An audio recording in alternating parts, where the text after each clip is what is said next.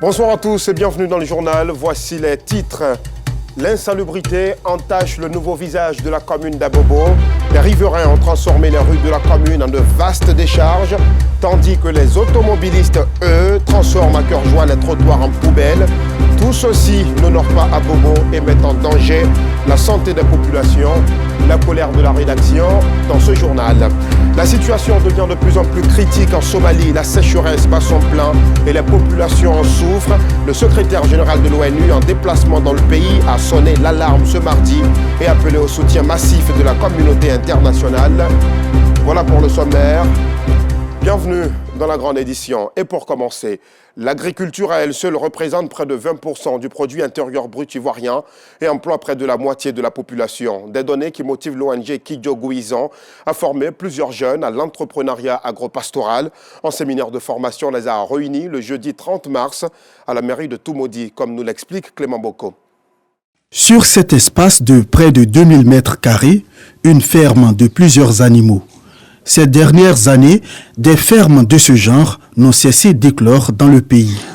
Dans la ville de Toumoudi, plusieurs jeunes se disent conscients de l'opportunité que représente l'agro-pastoral. L'agro-pastoral est le point majeur de l'économie ivoirienne. Parce que le père Félix Boubon disait, le succès de ce pays se repose sur l'agriculture. Toumoudi est une zone appropriée pour l'agro-pastoral. Je suis quelqu'un, j'ai travaillé et suite à mon accident, j'ai perdu mon emploi. Mais je n'ai pas pleuré sur mon sort malgré mon handicap. J'ai développé l'entrepreneuriat agricole parce que je sais et je suis convaincu de ce que l'entrepreneuriat apporte à une nation.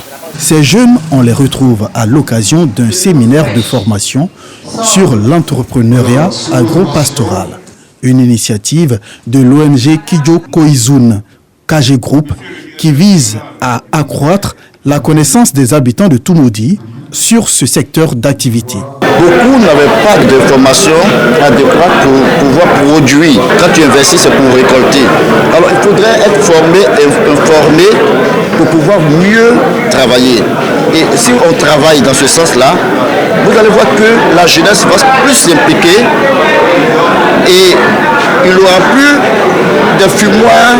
Pour les autorités, cette activité est la bienvenue, d'autant plus qu'elle va contribuer à réduire considérablement le taux de chômage dans la localité. Cette activité, qui est une activité de formation pour amener les jeunes à s'intéresser aux activités agro-pastorales, va beaucoup aider les jeunes. Il y a des jeunes éleveurs de poulets dans la salle. Et le vétérinaire qui était là leur a donné toutes les informations qui vont leur permettre de s'engager dans cette activité. J'envisage d'entreprendre aussi dans ce domaine d'agriculture et puis d'élevage. Cela permet aussi d'aider aussi mes parents, avoir une petite famille aussi, pour m'occuper mieux d'eux. L'ONG KG Group entend étendre ses formations sur l'entrepreneuriat agro-pastoral à l'échelle nationale. Objectif, lutter contre l'insécurité alimentaire et contribuer à l'autonomie financière de la jeunesse.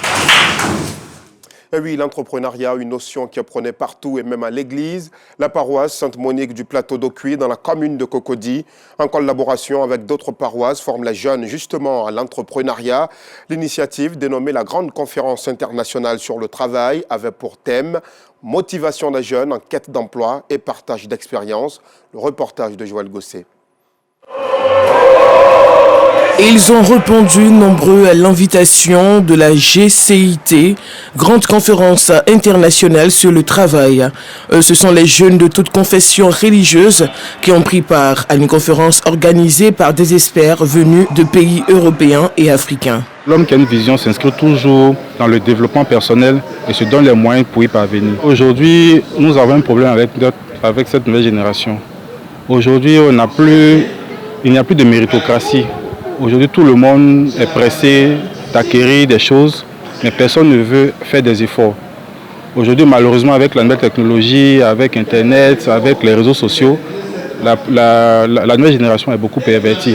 C'est une conférence qui est vraiment d'actualité, qu'il faut encourager. Nous venons aujourd'hui pour étaler notre expérience. L'expérience qu'on a acquise mécaniquement, difficilement, nous venons leur donner ça. ils doivent se concentrer. 2, 3, 4 personnes peuvent songer à créer une petite entreprise. Il y a par exemple des entreprises où ils peuvent acheter au moins 2, 3 brouettes. Avec ces brouettes-là, ils peuvent faire louer ces brouettes-là. Ils peuvent se mettre eux-mêmes en train d'utiliser ces brouettes-là dans les marchés. Cette conférence est tenue à la paroisse Sainte-Monique du plateau d'Ocuy autour du thème « Motivation des jeunes en quête d'emploi et partage d'expérience ».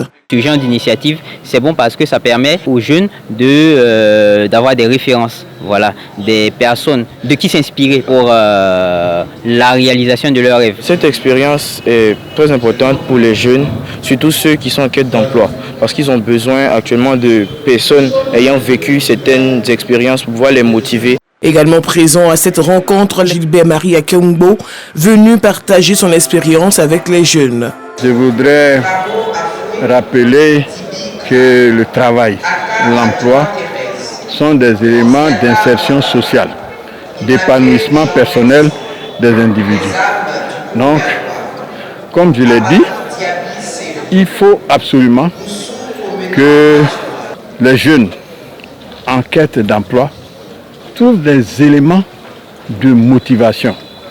D'abord intrinsèques, j'allais dire par devoir, et des éléments de motivation extrinsèques à travers ce qu'on espère gagner dans le travail. Cette grande conférence internationale sur le travail est à sa première édition. Elle a été initiée en vue d'inciter les jeunes à entreprendre. Dans un autre chapitre, en Pays baoulé, la célébration de la Pâque n'est pas que festive. Paquinou offre également l'opportunité aux populations de réfléchir aux projets de développement. Et dans le village de Fari-Golikro, dans la ville de Boaké, les fils et filles ont amélioré, à l'occasion de Paquinou 2023, le centre de santé villageois, au grand bonheur d'ailleurs de leurs parents. Théodore Zouzou, Anicette Conan-Blessing. Les fils et filles de Fari, Golikro sont venus nombreux sur cette place pour célébrer Paquinou dans ce village de la commune de Boaké. Tous en uniforme, ils parlent développement. Et c'est la mutuelle de développement qui s'occupe de cette question. Elle a réalisé en 4 ans plusieurs infrastructures dans le centre de santé. Cependant, le personnel soignant du centre n'a pas encore de logement. Nous avions reçu le centre de santé par la mairie. Mais si on ne fait pas le logement, ils ne pourront pas nous affecter. Donc pour cette année, notre objectif c'est le logement, la construction des logements. La mutuelle compte donc sortir les femmes et les jeunes de la précarité à travers des activités génératrices de revenus. Elle s'engage donc à mettre tout en œuvre pour que le centre de santé soit opérationnel. Ce qui réjouit le chef du canton Mézeron ainsi que le parrain de l'événement. Parce que la santé avant tout. Si tu n'as pas en bonne santé, tu ne peux pas aller au travail, tu ne peux rien faire. Donc c'est pour ça que il y a de cela quelques années, nous avons initié de construire une case de santé. Et avec l'avènement du président Alassane Ouattara, et nous sommes en train de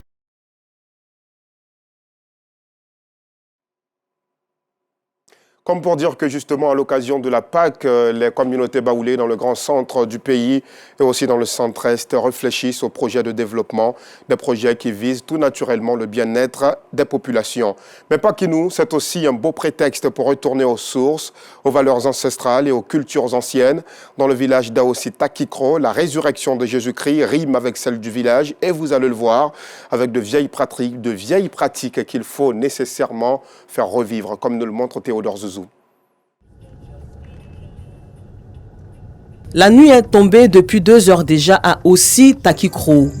Chez Parfait, arrivé de la ville, les plus jeunes apprêtent de la viande pour la cuisine du lendemain. On a voyagé la journée pour arriver au village, fêter avec les parents et donc en venant on est venu avec des vivres. Donc il faut que tout soit prêt au plus tard demain midi comme repas. Donc il faut commencer dès ce soir à apprêter les aliments. Les enfants venus de divers horizons se rassemblent et vont présenter les civilités au chef de ce village de la sous-préfecture de Bamoro dans le département de Boaké. Une visite qui réjouit le garant des us et coutumes d'Aossi Takikro. Je suis très content. Quand mes enfants sont venus, je suis très content. Dieu va me bénir, que le village soit évolué. tous ceux qui sont venus, j'ai pris Dieu que de n'a donner tout santé bien. Que l'année prochaine, n'a qu'à faire la même chose. Puis ces filles et fils du village rendent visite à des familles. Ici, cette nuit est consacrée au règlement des conflits de génération et au conseil aux plus jeunes. C'est très important qu'on se retrouve maintenant la fête des Pâques pour parler des problèmes de famille. Bon, avant d'aller demain pour parler du village. Nous, on avait le respect de nos parents. Quand un dernier parle, on ne touche pas à lui. Mais aujourd'hui, un enfant peut te parler comme il veut, hein, parce qu'il allait boire quelque part, il est venu. Quand on parle, il riposte. C'est pour ça que nous s'est réunis aujourd'hui.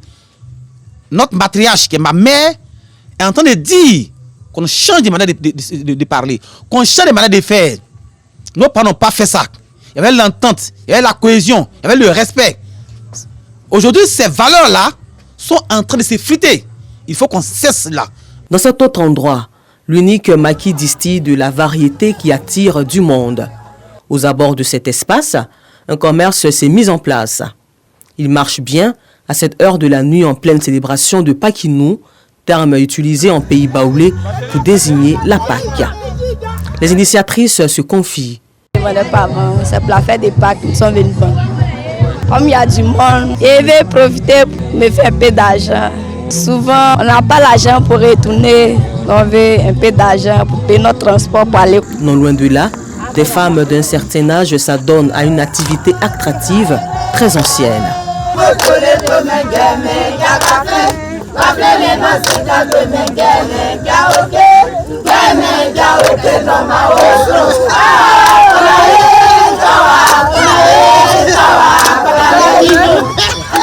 Depuis le temps de notre maman, la danse là, ça est là. On tape comme ça.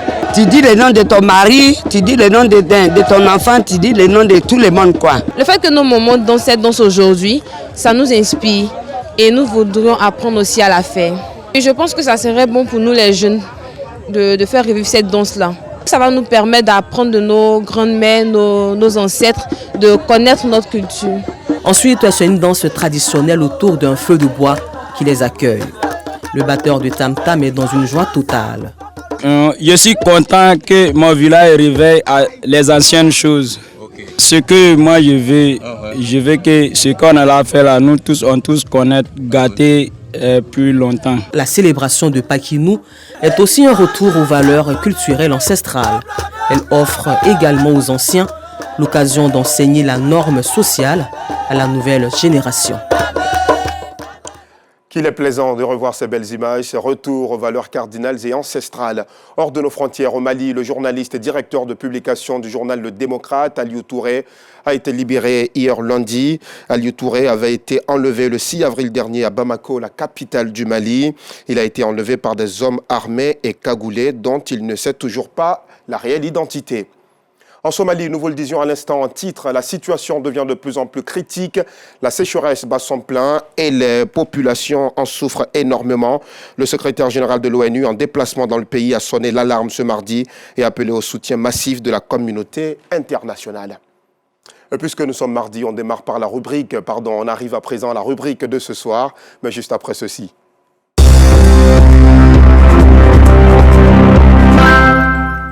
À Bobo, capitale de l'insalubrité, oui, on pourrait le dire, les projets de développement amorcés dans cette grande commune du nord d'Abidjan rencontrent cependant une vague d'insalubrité. À tous les coins de rue, des tas d'ordures sont amassés. Les riverains et les passants jettent les ordures à cœur joie. Même constat du côté des automobilistes qui, depuis leur voiture, préfèrent salir le trottoir. Résultat, les odeurs fétides et nauséabondes mettent à mal la santé des riverains. Une situation que n'apprécie pas du tout Pargasso Reconnaît des Madongui. Des tas d'ordures en plein carrefour de la gendarmerie d'Abobo. C'est ici que toutes les ordures des commerçants installés aux abords de cette rue, mais aussi celles des riverains, sont déversées en longueur de journée. Et cela au vu et au su de tous. Chaque jour, les femmes la balayent ici. Maintenant, ceux qui payent l'eau devant là, voilà, ils payent l'eau pour venir chasser là ici. On parle, on nous dit que c'est nous qui balayent ici. Les magasins qui sont ici là, les marchandises, ils gardent. Ils font pour eux, même mangue est pourri, mais ils viennent jeter ça ici. Si on parle, ils vont dire que c'est ici qu'il y a poubelle, qu'il n'y a pas autre. poubelle que c'est pas ici. C'est les habitants du quartier qui rendent le quartier sale. On ne sait pas comment on fait. Quand c'est sale, les ordures à côté de nous, on travaille ça là, c'est pas joli à voir. Néanmoins, vraiment le temps qu'à revoir les habitants du quartier. S'il y a une poubelle, on peut mettre à gauche, à droite, pour jeter les ordures. Dans cette commune populaire du district d'Abidjan, difficile, voire impossible de parcourir 1 kilomètre. Et oui, vous avez bien entendu, 1 kilomètre sans apercevoir des tas d'ordures entassés sur le trottoir ou en pleine voie. C'est le cas, par exemple, au carrefour Koné. Le constat est bien plus amer. Le trottoir réservé pour le passage des piétons devenu le nid d'un mélange d'ordures et d'eau usée provenant des activités de ces fabricants d'Atiéké. Quelle désolation! Je sais qu'ici, on ne verse pas poubelle, mais comme les gens versent ici, et puis il n'y en a pas autre coin à verser, à cause de nous aussi, on vient verser. Ça ne nous plaît pas, mais on est obligé parce qu'il n'y a pas de coin de poubelle. La raison évoquée, l'absence de bac à ordures et les efforts des camions de ramassage des ordures de la commune restent malheureusement vains. Ils sont insuffisants, donc impuissants face à cette forte insalubrité dans les ruelles et sur la voie publique. La journée, on peut passer 2 fois ou 3 fois. Parce que des fois, quand on vient, dès que nous on finit à never, où on est prêt pour partir, des fois on vient, d'autres viennent encore avec ça pour venir mettre. D'autres même, ils cachent ça dans la maison. Quand ils voient que nous on est là, qu'on finit de traiter, on s'en va, que le coin est propre, ils viennent derrière nous et puis ils mettent. Certains riverains, lassés de respirer les odeurs nauséabondes des ordures, préfèrent y mettre le feu. Et cela en pleine journée. Là encore, la fumée envahit la voie publique. Et vous le savez, ce n'est pas sans conséquence pour les automobilistes et les piétons, mais surtout pour eux-mêmes, habitants du quartier. Il est passé tout à l'heure, là, je n'ai rien vu. Ça m'a retourné, il voit qu'il y a le feu, je ne sais pas qui a fait ça. C'est un peu toxique hein, quand on voit. À partir de 4h, 5h du matin, tu vois les enfants de 6 ans, 7 ans qui ont le sachet en main. Moi, je ça c'est la peine. Les enfants, ils viennent là, pour ne pas de ça, ils mettent ça au bord. Mais quand on regarde, bon, la route est en plein chantier. Quand on doit debout les ordures au bord, vraiment, c'est vilain à voir. À cause de la fumée, je suis obligé de bloquer ma respiration pour pouvoir passer. Ça nous donne la toux, rime, tout ça là. Actuellement même, c'est chaud. À Abobo, c'est devenu presque une habitude. Que dis-je? Une habitude. Il suffit d'une petite pluie pour que les riverains déversent leurs ordures dans les caniveaux. Vous, qui vous comportez ainsi, qu'est-ce qui n'a pas marché? Et que faites-vous d'ailleurs de cette expression qui dit, et je cite, « Un esprit sain dans un corps sain » ou bien, vous n'êtes pas concerné par cette citation? Dommage de vous le rappeler. La rue n'est pas une poubelle. Il faut la maintenir propre. En tout cas, nous, rédaction de RTI 2, nous pouvons constater ces faits graves de pollution de l'environnement sans dire mot. C'est pourquoi nous attribuons un carton rouge aux populations d'Abobo qui s'adonnent à ces gestes malsains.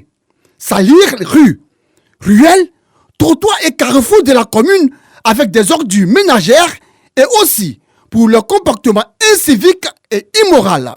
Carton rouge également à l'ANAGED, Agence nationale de gestion des déchets, l'autorité de régulation en charge de la filière des déchets solides qui ne met pas à la disposition des populations d'Abobo des bacs à ordures. Enfin, carton rouge.